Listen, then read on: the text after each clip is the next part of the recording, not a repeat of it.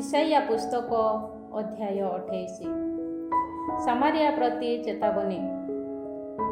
ଇଫ୍ରାଇମର ଅହଙ୍କାରପୂର୍ଣ୍ଣ ମୁକୁଟକୁ ଓ ପାନନ୍ମତ ବ୍ୟକ୍ତିମାନଙ୍କ ଦ୍ୱାରା ଅଦୂଷିତ ସବୁଜ ଉପତ୍ୟକାର ମସ୍ତକ ପରିହିତ ରମଣୀୟ ସୌନ୍ଦର୍ଯ୍ୟରେ ଝାଉଁଳି ପଡ଼ୁଥିବା ପୁଷ୍ପକୁ ଧିକ୍।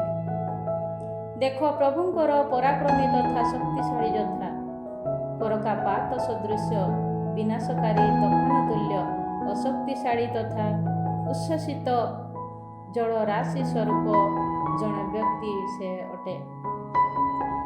ସେ ସେମାନଙ୍କୁ ନିଜ ହସ୍ତରେ ଭୂତଳକୁ ଫିଙ୍ଗି ଦେବେ। ଇଫ୍ରାଇମର ମଦ୍ୟପୀମାନଙ୍କ ଅହଙ୍କାରପୂର୍ଣ୍ଣ ମୁକୁଟ ପାଦ ତଳେ ଦଳିତ ହେବ। ଫଳଦାୟକ ଉପତ୍ୟକାର ମସ୍ତକ ପରିହିତ ରମଣୀୟ ସୌନ୍ଦର୍ଯ୍ୟରେ ଝାଉଁଳି ପଡ଼ୁଥିବା ପୁଷ୍ପ ଗ୍ରୀଷ୍ମକାଳ ପୂର୍ବରୁ ପୋକ ହୋଇଥିବା ପ୍ରଥମ ଡିମିରି ଫଳ ସଦୃଶ୍ୟ ଅଟେ। ଯିଏ ତାହା ଦେଖିବାକୁ ପାଏ, ସେ ତାହା ତୋଳି ଆହାର କରେ। ସେନାଧୀଶ ପ୍ରଭୁ ସେହିଦିନ ଏକ ଗୌରବମୟ ମୁକୁଟ ସ୍ୱରୂପ ହେବେ। ତାହାଙ୍କ ସ୍ୱଜନମାନଙ୍କ ମଧ୍ୟରୁ ଯେଉଁମାନେ ଅବଶିଷ୍ଟ ରହନ୍ତି, ସେମାନଙ୍କ ପ୍ରତି ଏକ ସୁନ୍ଦର ମୁକୁଟ ସଦୃଶ୍ୟ ହେବେ। ନ୍ୟାୟାଧୀଶମାନଙ୍କୁ ନୀତିନିଷ୍ଠାର ଚୈତନ୍ୟ ଓ ଯେଉଁମାନେ ଆକ୍ରମଣକାରୀମାନଙ୍କୁ ଦ୍ୱାରରୁ ତଡ଼ି ଦିଅନ୍ତି, ସେମାନଙ୍କର ଶକ୍ତି ସ୍ୱରୂପ ସେ ହେବେ। ଯାଜକ ତଥା ପ୍ରବକ୍ତାମାନଙ୍କ ପ୍ରତି ଚେତାବନୀ। ଏହିମାନେ ମଧ୍ୟ ଦ୍ରାକ୍ଷାରସ ଓ ମାଦକ ଦ୍ରବ୍ୟ ପାନ କରି ମାତାଲ ତଥା ଟଳମଳ ହୁଅନ୍ତି। ମାଦକ ଦ୍ରବ୍ୟ ପାନ କରି ଯାଜକ ଓ ପ୍ରବକ୍ତା ଟଳମଳ ହୁଅନ୍ତି। ଦ୍ରାକ୍ଷାରସ ପାନ ଦ୍ୱାରା ସେମାନେ ବିଭ୍ରାନ୍ତ ହୁଅନ୍ତି। ମାଦକ ଦ୍ରବ୍ୟ ସେମାନଙ୍କୁ ପଥଭ୍ରଷ୍ଟ କରେ। ସେମାନେ ଦର୍ଶନରେ ଭ୍ରାନ୍ତ ହୁଅନ୍ତି ଓ ନ୍ୟାୟ ବିଚାର କରିବା ସମୟରେ ଝୁଣ୍ଟି ପଡ଼ନ୍ତି। ସମସ୍ତ ମେଜ ବାନ୍ତିରେ ପୂର୍ଣ୍ଣ। କଳୁଷିତାରୁ ବଞ୍ଚିତ କୌଣସି ସ୍ଥାନ ନାହିଁ। କାହାକୁ ସେ ଶିକ୍ଷା ଦେବେ? କାହା ଉପରେ ସେ ସନ୍ଦେଶ ବ୍ୟାଖ୍ୟା କରିବେ? ଯେଉଁ ଶିଶୁମାନେ ସ୍ତନ୍ୟପାନ ତ୍ୟାଗ କରିଛନ୍ତି, ଏହା କ'ଣ ସେମାନଙ୍କ ପାଇଁ? ସାବ୍ ଲାସାବ୍, କାବ୍ ଲାକାବ୍, କାବ୍ ଲାକାବ୍, ଶେର୍ ଶାମ୍, ଶେର୍ ଶାମ୍। ଥପେଇ ଥଙ୍ଗେଇ ଯେଉଁମାନେ କଥା କହନ୍ତି, ସେମାନଙ୍କ ଅଧର ଓ ବିଦେଶୀ ଭାଷା ମାନଙ୍କର ଜିହ୍ୱା ମାଧ୍ୟମରେ ପ୍ରଭୁ ଏହି ଜନତା ସହ ବାର୍ତ୍ତାଳାପ କରିବେ। ସେ ଏହି ଜନତାକୁ କହିଥିଲେ, ଏହା ହିଁ ବିଶ୍ରାମ। କ୍ଳାନ୍ତ ବ୍ୟକ୍ତିମାନଙ୍କୁ ବିଶ୍ରାମ ନେବାକୁ ଦିଅ, ଏହା ହିଁ ବିଶ୍ରାମ। ତଥାପି ସେମାନେ ଶୁଣିବା ପାଇଁ ଅନିଚ୍ଛୁକ ହେଲେ। ସୁତରାଂ ସେମାନଙ୍କ ପାଇଁ ପ୍ରଭୁଙ୍କର ବଚନ ଏହା ଯେ, କାବ୍ ଲାକାବ୍, କାବ୍ ଲାକାବ୍, ସାବ୍ କାସାବ୍, ସାବ୍ ଲାସାବ୍, ଶେର୍ ଶାମ୍, ଶେର୍ ଶାମ୍। ସେହିପରି ସେମାନେ ପଶ୍ଚାତ ଭାଗକୁ ନଇଁଯାଇ ବିଧ୍ୱସ୍ତ ହେବେ ଓ ଫାଶରେ ପଡ଼ି ଧରାଯିବେ। ଦୁଷ୍ଟ ଉପଦେଶମାନଙ୍କ ବିରୁଦ୍ଧରେ ଚେତାବନୀ। ଜେରୁସଲେମରେ ଏହି ଜନତା ଉପରେ ଯେଉଁମାନେ ଶାସନ କରନ୍ତି, ସେହି ହେ ନିନ୍ଦୁକମାନେ, ପ୍ରଭୁଙ୍କ ବଚନ ଶୁଣ। ତୁମେମାନେ କହିଅଛ, ଆମେ ମୃତ୍ୟୁ ସହ ଏକ ସନ୍ଧି ସ୍ଥାପନ କରୁଅଛୁ, ପାତାଳ ସହ ଆମେ ଏକ ଚୁକ୍ତି କରିଅଛୁ। ଅତଏବ ବିନାଶକାରୀ ମହାମାରୀ ଯେବେ ଘଟିବ, ତାହା ଆମମାନଙ୍କର ସନ୍ନିକଟ ହେବ ନାହିଁ, କାରଣ ଆମ ଅସତ୍ୟରେ ଆଶ୍ରୟ ନେଇଅଛୁ, ମିଥ୍ୟା ଅଧୀନରେ ଆମେ ଆଶ୍ରିତ। ସୁତରାଂ ପ୍ରଭୁ ଈଶ୍ୱର କହନ୍ତି, ଦେଖ, ସିୟନରେ ଏକ ପଥର, ପରୀକ୍ଷିତ ହୋଇଥିବା ଏକ ପଥରକୁ ଭିତ୍ତିମୂଳ ରୂପେ ମୁଁ ସ୍ଥାପନ କରେ। ଏକ ବହୁମୂଲ୍ୟ କଣ ପଥରକୁ ସୁଦୃଢ଼ ଭିତ୍ତିମୂଳ ସଦୃଶ୍ୟ ମୁଁ ସ୍ଥାପନ କରେ। ଯେ ବିଶ୍ୱାସ କରେ, ସେ ଝୁଣ୍ଟି ପଡ଼ିବ ନାହିଁ। ନ୍ୟାୟ ବିଚାରକୁ ମାପରଜୁ ଓ ନୀତିନିଷ୍ଠାକୁ ଅଳମ ସ୍ୱରୂପ ମୁଁ କରିଦେବି। କରକାପାତ ମିଥ୍ୟାର ଅଭୟକୁ ମାର୍ଜନ କରିବ ଓ ଜଳପ୍ରବାହ ଆଶ୍ରୟ ସ୍ଥାନକୁ ନିମଗ୍ନ କରିବ। ସେ ସମୟରେ ମୃତ୍ୟୁ ସହ ତୁମ ସନ୍ଧି ବାତିଲ କରାଯିବ, ପାତାଳ ସହ ତୁମମାନଙ୍କ ଚୁକ୍ତି ସ୍ଥିର ହୋଇ ରହିବ ନାହିଁ। ବିନାଶକାରୀ ମହାମାରୀ ଘଟିବା ବେଳେ ତୁମେ ତାହା ଦ୍ୱାରା ବିଧ୍ୱସ୍ତ ହେବ। ଯେତେ ଥର ତାହା ଘଟିବ ସେତେ ଥର ତାହା ତୁମମାନଙ୍କୁ ଅଧିକାର କରିବ।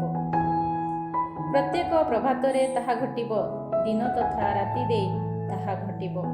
ତାହାର ସନ୍ଦେଶର ଶ୍ରୁତି ମଧ୍ୟ ଅତିଶୟ ଭୀତିପ୍ରଦ ହେବ, କାରଣ ଲମ୍ବ ହୋଇ ଶୟନ କରିପାରୁନଥିବା ଭଳି ଶଯ୍ୟା ଖୁବ୍ କ୍ଷୁଦ୍ର ଓ ଆବରଣ କରିପାରୁନଥିବା ଭଳି କମ୍ବଳ ଅଣଅସାରିଆ ଅଟେ।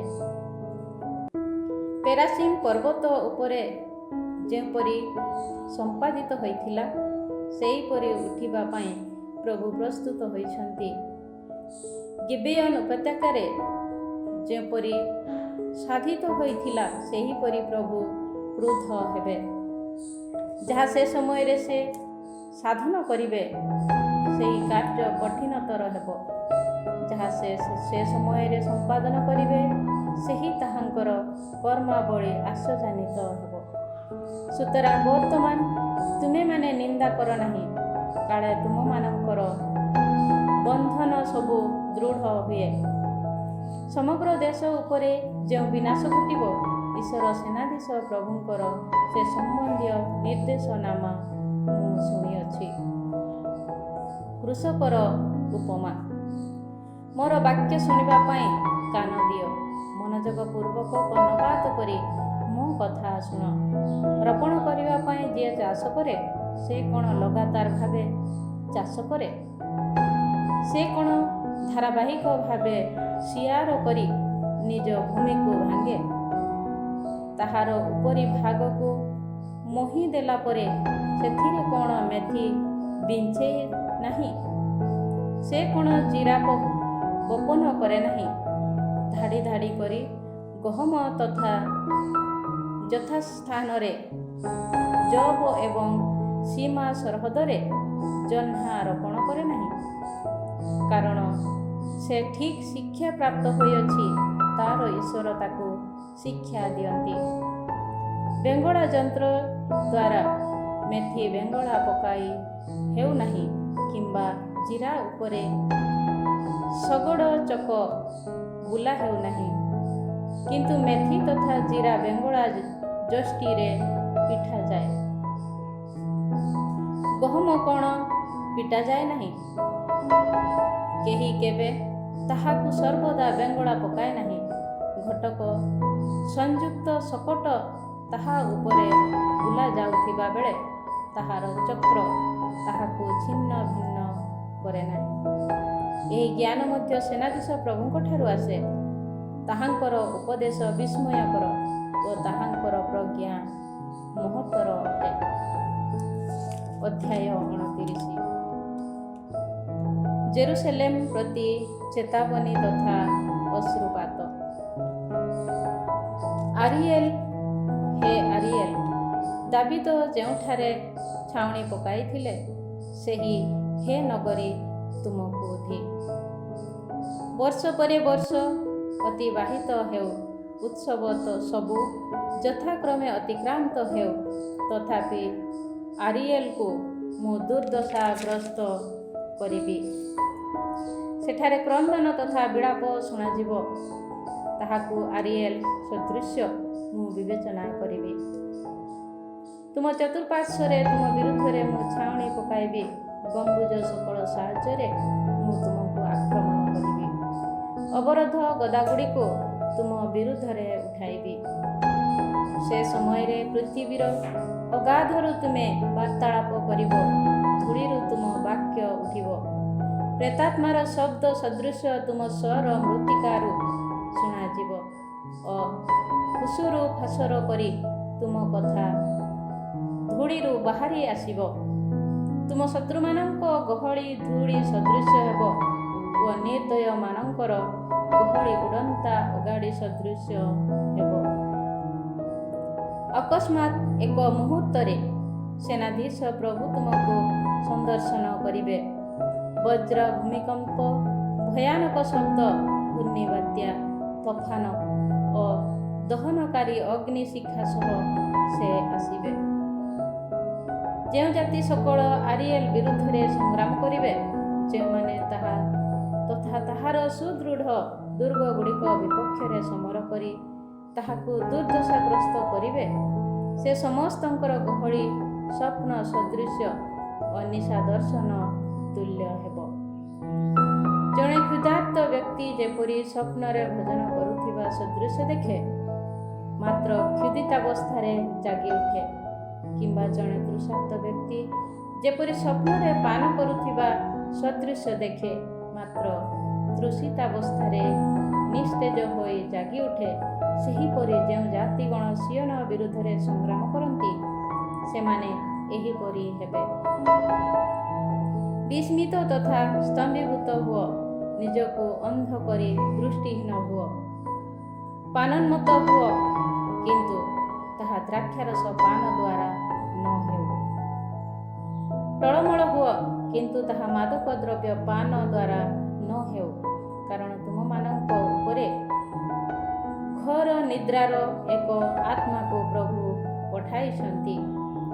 ପ୍ରବକ୍ତାଗଣ ତୁଲ୍ୟ ହୋଇଥିବା ତୁମମାନଙ୍କର ଚକ୍ଷୁକୁ ସେ ରୁଦ୍ଧ କରିଛନ୍ତି ଓ ଦୂରଦର୍ଶୀ ସମ ହୋଇଥିବା ତୁମମାନଙ୍କ ମସ୍ତକକୁ ସେ ଆଚ୍ଛାଦନ କରିଅଛନ୍ତି।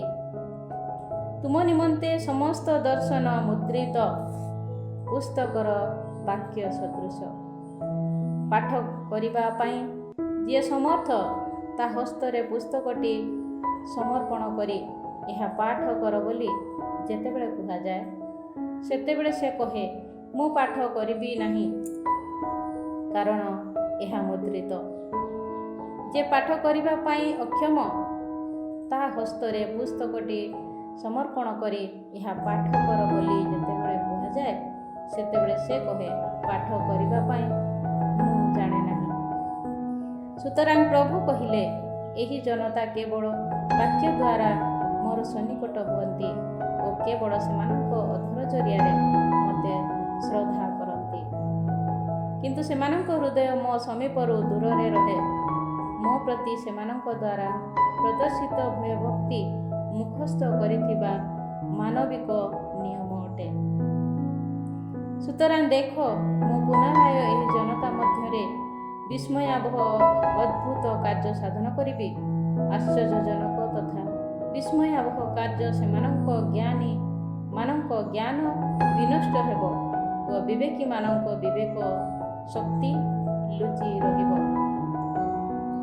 ଯେଉଁମାନେ ସେମାନଙ୍କ ଆଲୋଚନାକୁ ପ୍ରଭୁଙ୍କ ଦୃଷ୍ଟିରୁ ଅଗାଧରେ ଲୁଚାଇ ରଖିବା ପାଇଁ ଉଦ୍ୟତ ହୁଅନ୍ତି, ଯେଉଁମାନେ ସେମାନଙ୍କ କର୍ମ ଅନ୍ଧକାରରେ କରନ୍ତି ଓ କହନ୍ତି ଯେ, ଆମକୁ କିଏ ବା ଦେଖୁଛି, ଆମକୁ କିଏ ବା ଜାଣୁଛି, ସେମାନଙ୍କୁ ଧିକ୍। ତୁମେମାନେ ଯଥାର୍ଥତାକୁ ଓଲଟ ପାଲଟ କରିଅଛ। କୁମ୍ଭାର କ'ଣ ମୃତ୍ତିକା ସଦୃଶ ବିବେଚିତ ହେବ? ସେ ମୋତେ ସୃଷ୍ଟି କରିନାହିଁ। ସୃଷ୍ଟ ବସ୍ତୁ କ'ଣ ସ୍ରଷ୍ଟାଙ୍କୁ ଏହିପରି କହିବା ଉଚିତ? କିମ୍ବା ତାର କୌଣସି ଜ୍ଞାନ ନାହିଁ ବୋଲି ଗଠିତ ବସ୍ତୁ କ'ଣ ଗଠନ କରିଥିବା ବ୍ୟକ୍ତି ସମ୍ବନ୍ଧରେ କହିବା ଉଚିତ? ଲେବାନନ ଫଳଦାୟକ କ୍ଷେତରେ ପରିଣତ ହେବା ଓ ଫଳପ୍ରସୂ କ୍ଷେତ ଅରଣ୍ୟରେ ପରିଣତ ହେବା ପାଇଁ କ'ଣ ଅଳ୍ପ ସମୟ ଯଥେଷ୍ଟ ହେବ ନାହିଁ? ବଧିର ସେଦିନ ପୁସ୍ତକର ବାକ୍ୟ ଶୁଣିବ ଓ ଅନ୍ଧ ବ୍ୟକ୍ତିର ଚକ୍ଷୁ ତାର ତିମିର ତଥା ଅନ୍ଧକାରରୁ ଦେଖିବାକୁ ପାଇବ। ନମ୍ରଶୀଳ ବ୍ୟକ୍ତି ପ୍ରଭୁଙ୍କଠାରେ ନବ ଆନନ୍ଦ ଲାଭ କରିବ ଓ ଲୋକମାନଙ୍କ ମଧ୍ୟରେ ନିର୍ଧନ ଲୋକ ଇସ୍ରାଏଲର ପବିତ୍ରତମ ମାନଙ୍କ ଠାରେ ଉଲ୍ଲସିତ ହେବ। ନିର୍ଦ୍ଦୟମାନେ ନିର୍ମୂଳ ହେବେ, ଉପହାସକମାନେ ନିଶ୍ଚିହ୍ନ ହେବେ ଓ ଅନିଷ୍ଟ କାର୍ଯ୍ୟ ସାଧନ କରିବା ପାଇଁ ଯେଉଁମାନେ ଅପେକ୍ଷା କରନ୍ତି, ସେମାନେ ଉଚ୍ଛେଦିତ ହେବେ। ସେମାନେ ଜଣେ ବ୍ୟକ୍ତିକୁ ବାକ୍ୟ ଜରିଆରେ ଦୋଷୀ ସାବ୍ୟସ୍ତ କରନ୍ତି। ନଗରୀ ଦ୍ୱାରରେ ଉପବିଷ୍ଟ ହୋଇ ଭର୍ତ୍ସନା କରୁଥିବା ବ୍ୟକ୍ତିକୁ ଫାଶରେ ଆବଦ୍ଧ କରନ୍ତି ଓ ଭିତ୍ତିହୀନ ଯୁକ୍ତି ଦ୍ୱାରା ନୀତିନିଷ୍ଠ ବ୍ୟକ୍ତି ପ୍ରତି ନ୍ୟାୟ ନିଷେଧ କରନ୍ତି। ସୁତରାଂ ଯିଏ ଆବ୍ରାହାମଙ୍କୁ ଉଦ୍ଧାର କଲେ ସେହି ପ୍ରଭୁ ଯାକୋବଙ୍କ ଗୃହ ସମ୍ବନ୍ଧରେ ଏହିପରି କହନ୍ତି, ଯାକୋବ ଆଉ କେବେ ଲଜ୍ଜିତ ହେବ ନାହିଁ, ତାର ମୁଖ ଆଉ କଦାପି ବିଷଣ୍ଣ ହେବ ନାହିଁ। କାରଣ ତା ମଧ୍ୟରେ ମୋ ହସ୍ତ ଦ୍ୱାରା ଯେଉଁ କର୍ମାବଳୀ ମୁଁ ସାଧନ କଲି, ତାହା ଦେଖି ସେମାନେ ମୋର ନାମକୁ ପୂତ ପବିତ୍ର କରିବେ। ସେମାନେ ଯାକୋବଙ୍କ ପବିତ୍ରତମଙ୍କୁ ପୂତ ପବିତ୍ର କରିବେ ଓ ଇସ୍ରାଏଲ ଈଶ୍ୱରଙ୍କୁ ସମ୍ମାନ କରିବେ। ଯେଉଁମାନେ ଭ୍ରଷ୍ଟ ମନା ଥିଲେ ସେମାନେ ପୁନରାୟ ଜ୍ଞାନ ଲାଭ କରିବେ ଓ ଯେଉଁମାନେ ଗୁଣୁଗୁଣୁ କରନ୍ତି ସେମାନେ ଉପଦେଶ ଗ୍ରହଣ କରିବେ। ଅଧ୍ୟାୟ 30। ଇଜିପ୍ଟର ସାହାଯ୍ୟ ବିରୁଦ୍ଧରେ ପ୍ରଭୁ କହନ୍ତି, ଯାହା ମୋର ନୁହେଁ, ସେପରି ଏକ ପରିକଳ୍ପନାକୁ ଯେଉଁମାନେ କାର୍ଯ୍ୟକାରୀ କରନ୍ତି ଓ ପାପ ଉପରେ ଅଧିକ ପାପ କରିବା ପାଇଁ ଯାହା ମୋ ପାଇଁ ଅପ୍ରୀତିକର ସେପରି ଚୁକ୍ତି ସ୍ଥାପନ କରନ୍ତି, ସେହି ବିଦ୍ରୋହୀ ସନ୍ତାନମାନଙ୍କୁ ଧିକ୍। ସେମାନେ ମୋର ପରାମର୍ଶ ସନ୍ଧାନ ନ କରି ଇଜିପ୍ଟକୁ ଯାତ୍ରା କରି ଫାରୋଠାରେ ଆଶ୍ରୟ ନିଅନ୍ତି ଓ ଇଜିପ୍ଟର ଛାୟା ତଳେ ଆଶ୍ରୟ ଅନ୍ୱେଷଣ କରନ୍ତି। ସୁତରାଂ ଫାରୋର ସଂରକ୍ଷଣ ତୁମମାନଙ୍କ ପାଇଁ ଲଜ୍ଜା ଓ ଇଜିପ୍ଟର ଛାୟାରେ ଆଶ୍ରୟ ତୁମମାନଙ୍କ ନିମନ୍ତେ ଅବମାନନାରେ ପରିଣତ ହେବ।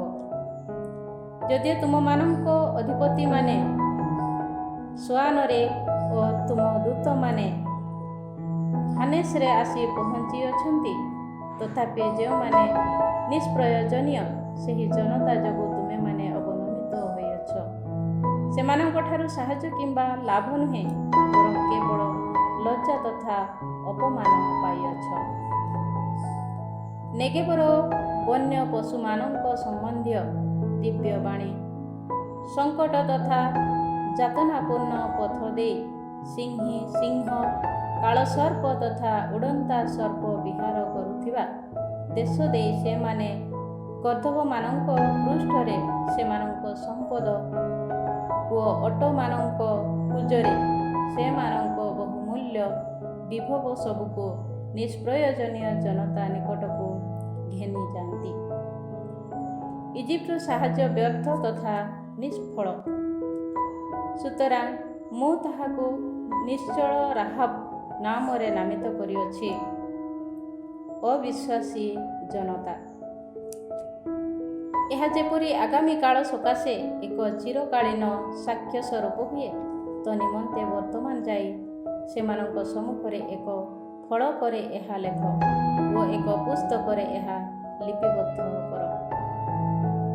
କାରଣ ସେମାନେ ଏକ ବିଦ୍ରୋହୀ ଜନତା, ମିଥ୍ୟାବାଦୀ ସନ୍ତାନଗଣ ଓ ପ୍ରଭୁଙ୍କର ଉପଦେଶ ପ୍ରତି ମନୋଯୋଗୀ ହେଉନଥିବା ପୁତ୍ରଗଣ। ଦର୍ଶନ କର ନାହିଁ ବୋଲି ଦୂରଦର୍ଶୀମାନଙ୍କୁ ଓ ଯଥାର୍ଥ ବିଷୟ ସମ୍ବନ୍ଧରେ ଆମ ଉଦ୍ଦେଶ୍ୟରେ ପ୍ରବଚନ ଦିଅ ନାହିଁ, ବରଂ ଆମକୁ କୋମଳ କଥା କୁହ, ବିଭ୍ରାନ୍ତ ବିଷୟର ପ୍ରବଚନ ଦିଅ। ସତ୍ମାର୍ଗ ତ୍ୟାଗ କର, ପଥରୁ ବିମୁଖ ହୁଅ। ଇସ୍ରାଏଲର ପବିତ୍ରତମଙ୍କ ସମ୍ବନ୍ଧରେ ଆମେ ଆଉ କେବେ ଶୁଣିବା ନାହିଁ ବୋଲି ପ୍ରବକ୍ତାମାନଙ୍କୁ ସେମାନେ କହନ୍ତି।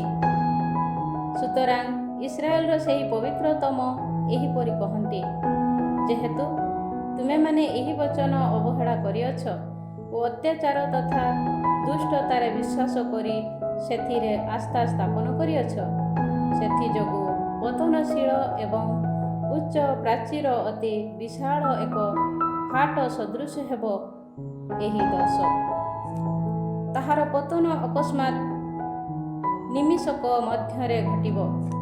କୁମ୍ଭାର ଯେଉଁ ପାତ୍ର ନିର୍ଦ୍ଦୟ ଭାବେ ଖଣ୍ଡ ବିଖଣ୍ଡ ହୁଏ, ସେହିପରି ଅଟେ ତାହାର ଭଗ୍ନାଂଶ। ଚୁଲିରୁ ଅଗ୍ନି କିମ୍ବା ଜଳକୁମ୍ଭରୁ ଜଳ ନେବା ପାଇଁ ଉପଯୋଗୀ ଖଣ୍ଡେ ଟୁକୁରା ମଧ୍ୟ ସେଥିରୁ ଅବଶିଷ୍ଟ ରହିବ ନାହିଁ। କାରଣ ଇସ୍ରାଏଲ ସେହି ପବିତ୍ରତମ ପ୍ରଭୁ ଈଶ୍ୱର କହିଲେ, ପରିବର୍ତ୍ତନ ତଥା ବିଶ୍ରାମରେ ତୁମମାନଙ୍କର ରକ୍ଷା ହେବ, ସୁସ୍ଥିରତା ତଥା ଆସ୍ଥାରେ ତୁମେମାନେ ଶକ୍ତିଶାଳୀ ହେବ। କିନ୍ତୁ ସେଥିପାଇଁ ତୁମେମାନେ ଅନିଚ୍ଛୁକ ହେଲ। ବରଂ ତୁମେମାନେ କହିଲ, ନା, ଘଟକ ଉପରେ ଆରୋହଣ କରି ଆମେ ଦ୍ରୁତ ବେଗରେ ଯାତ୍ରା କରିବୁ। ସୁତରାଂ ତୁମେମାନେ ସୁଦୂରକୁ ଶୀଘ୍ର ଯାତ୍ରା କରିବ। ତୁମେମାନେ ପୁନରାୟ କହିଲ ଯେ, ଦ୍ରୁତଗାମୀ ଘଟକ ଉପରେ ଆମେମାନେ ଯାତ୍ରା କରିବୁ। ସୁତରାଂ ତୁମମାନଙ୍କର ପଶ୍ଚାଦ୍ଧାବକମାନେ ଅତି ବେଗରେ ଆସିବେ। ଜଣେ ବ୍ୟକ୍ତିକୁ ଭୟ କରି 1000 ଲୋକ ପଳାୟନ କରିବେ। 5 ଜଣଙ୍କ ଧମକରେ ତୁମେ ପଳାୟନ କରିବ। ତୁମ ମଧ୍ୟରୁ ଯେଉଁମାନେ ଅବଶିଷ୍ଟ ରହିବେ, ସେମାନେ ପର୍ବତ ଉପରସ୍ଥ ପତାକା ଦଣ୍ଡ ସଦୃଶ୍ୟ ଓ ପାହାଡ଼ ଉପରସ୍ଥ ସଂକେତ ତୁଲ୍ୟ ହେବେ। ସୁତରାଂ ତୁମମାନଙ୍କୁ କରୁଣା କରିବା ପାଇଁ ପ୍ରଭୁ ଅପେକ୍ଷା କରନ୍ତି। ତୁମମାନଙ୍କ ପ୍ରତି ସଦୟ ହେବା ପାଇଁ ସେ ନିଜକୁ ଉନ୍ନତ କରନ୍ତି। କାରଣ ପ୍ରଭୁ ନ୍ୟାୟ ବିଚାର ଈଶ୍ୱର ଅଟନ୍ତି। ଯେଉଁମାନେ ତାହାକୁ ଅପେକ୍ଷା କରନ୍ତି ସେମାନେ ଧନ୍ୟ। ଜନତାଙ୍କ ଆଗାମୀ ଐଶ୍ୱର୍ଯ୍ୟ। ହଁ, ଜେରୁସାଲେମବାସୀ, ହେ ସିୟନର ଜନତା, ତୁମେମାନେ ଆଉ କେବେ ବିଳାପ କରିବ ନାହିଁ। ତୁମମାନଙ୍କ କ୍ରନ୍ଦନ ସ୍ୱର ଶୁଣି ସେ ଅବଶ୍ୟ ତୁମକୁ କରୁଣା କରିବେ। ତାହା ଶୁଣି ସେ ତୁମମାନଙ୍କୁ ଉତ୍ତର ଦେବେ। ଯଦିଓ ପ୍ରଭୁ ତୁମମାନଙ୍କୁ ଦୁଃଖର ରୁଟି ତଥା କ୍ଳେଶର ଜଳ ଦିଅନ୍ତି, ତଥାପି ତୁମ ଶିକ୍ଷକ ନିଜକୁ ତୁମଠାରୁ ଆଉ ଗୁପ୍ତ କରି ରଖିବେ ନାହିଁ। ବରଂ ତୁମମାନଙ୍କ ଚକ୍ଷୁ ତୁମ ଶିକ୍ଷକଙ୍କ ଦର୍ଶନ ଲାଭ କରିବ। ତୁମେମାନେ ଯେତେବେଳେ ଦକ୍ଷିଣ କିମ୍ବା ବାମ ପାର୍ଶ୍ୱକୁ ବୁଲିବ, ସେତେବେଳେ ତୁମ କାନ ପଶ୍ଚାଦ୍ଭାଗରୁ ଏକ ସ୍ୱର ଶୁଣିବ, ଏହା ହିଁ ପଥ, ଏଥିରେ ବିଚରଣ କର। ସେତେବେଳେ ତୁମ ରୌପ୍ୟାବୃତ ଖଦିତ ପିତୁଳା ସକଳ ଓ ସୁବର୍ଣ୍ଣାବୃତ ଛାଞ୍ଚ ନିର୍ମିତ ପ୍ରତିମୂର୍ତ୍ତି ସମୂହକୁ ତୁମେମାନେ କଳଙ୍କିତ କରିବ। ଦୂରେଇ ଯାଅ ବୋଲି କହି ସେଗୁଡ଼ିକୁ ଅଶୁଦ୍ଧ ପଦାର୍ଥ ସଦୃଶ ତୁମେମାନେ ଫୋପାଡ଼ି ଦେବ। ତୁମେ ଭୂମିରେ ଯେଉଁ ବୀଜ ବପନ କରିବ, ତାହା ନିମନ୍ତେ ସେ ବୃଷ୍ଟି ଜଳ ପ୍ରଦାନ କରିବେ। କ୍ଷେତୋତ୍ପନ୍ନ ଶସ୍ୟ ସମୃଦ୍ଧ ଭାବେ ଫଳିବ।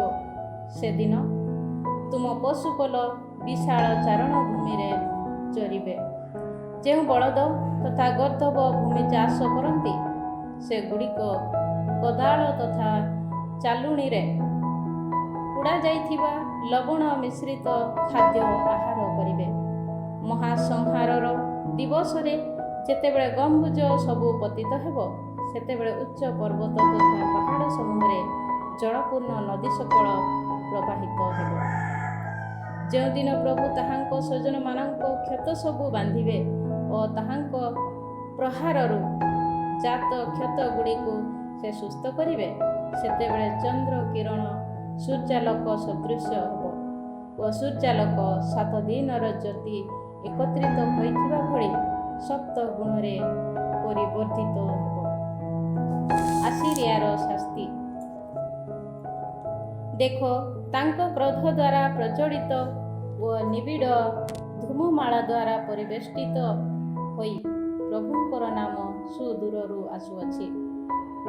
ତାଙ୍କର ଅଧର ସବୁ ରସାକୁଳ ଓ ତାଙ୍କର ଜିହ୍ୱା ଦଗ୍ଧକାରୀ ଅଗ୍ନି ସଦୃଶ। ଉଚ୍ଛ୍ୱସିତ ତଥା ଆକଣ୍ଠ ଉଚ୍ଛ୍ୱସିତ ନଦୀ ସଦୃଶ ଅଟେ ତାଙ୍କର ଶ୍ୱାସ ପ୍ରଶ୍ୱାସ। ବିନାଶର ଚାଲୁଣିରେ ତାହା ଜାତିମାନଙ୍କୁ ଚଲାଏ ଓ ସେମାନଙ୍କ ଦାନ୍ତ ପାଟିରେ ଯାହା ପଥଭ୍ରଷ୍ଟ କରିବ, ସେପରି ଏକ ଲଗାମ ବାନ୍ଧେ। ପବିତ୍ର ଉତ୍ସବ ରାତ୍ରିରେ ଘଟୁଥିବା ଭଳି ତୁମେମାନେ ଗାନ କରିବ ଯେ ଇସ୍ରାଏଲର ଶୈଳ ସେହି ପ୍ରଭୁଙ୍କ ପର୍ବତକୁ ବଂଶୀ ବାଦନପୂର୍ବକ ଯାହା ଯାତ୍ରା କରୁଥିବା ବେଳେ ଘଟୁଥିବା ଭଳି ତୁମମାନଙ୍କ ହୃଦୟ ଆନନ୍ଦିତ ହେବ। ଉଗ୍ରକୋପ, ଦଗ୍ଧକାରୀ ଅଗ୍ନିଶିଖା, ବଜ୍ର, ତୋଫାନ ତଥା କରକାପାତ ସମେତ ଆଘାତ କରିବା ପାଇଁ ପ୍ରଭୁ ଯେବେ ତାହାଙ୍କ ହସ୍ତ ବିସ୍ତାର କରିବେ, ତେବେ ତୁମେ ତାହା ଦେଖିବାକୁ ପାଇବ ଓ ତାହାଙ୍କର ପ୍ରତାପପୂର୍ଣ୍ଣ ସ୍ୱର ଶୁଣିବାକୁ ପାଇବ। ତାହାଙ୍କ ଯଷ୍ଟିରେ ପ୍ରଭୁ ଯେତେବେଳେ ଆଘାତ କରିବେ, ସେତେବେଳେ ତାହାଙ୍କର ଶବ୍ଦ ଶୁଣି ଆସିରୀୟମାନେ ଭୟଭୀତ ହେବେ। ଶାସ୍ତି ବିଧାନକାରୀ ଯଷ୍ଟିରେ ପ୍ରଭୁ ଯେବେ ଆଘାତ କରିବେ, ତେବେ ସେହି ପ୍ରତ୍ୟେକ ପ୍ରହାର ସହ ତବଲା ତଥା ବୀଣା ବାଦନ ଧ୍ୱନିତ ହେବ। ତାହାଙ୍କୁ ହସ୍ତ ବୁଲାଇ ସେ ସେମାନଙ୍କ ବିରୁଦ୍ଧରେ ଯୁଦ୍ଧ କରିବେ। ଏକ ଦଗ୍ଧକାରୀ ସ୍ଥାନ ବହୁ ପୂର୍ବରୁ ପ୍ରସ୍ତୁତ, ହଁ, ରାଜାଙ୍କ ସକାଶେ ତାହା ପ୍ରସ୍ତୁତ। ପ୍ରଚୁର ଅଗ୍ନି ତଥା ଜାଳେଣୀ କାଠ ସମେତ ତାହାର ଚିତା ଗଭୀର ତଥା ପ୍ରଶସ୍ତ ଅଟେ। ଏକ ଗନ୍ଧକ ନଦୀ ପରି ପ୍ରଭୁଙ୍କର ନିଃଶ୍ୱାସ ତାହାକୁ ପ୍ରଜ୍ୱଳିତ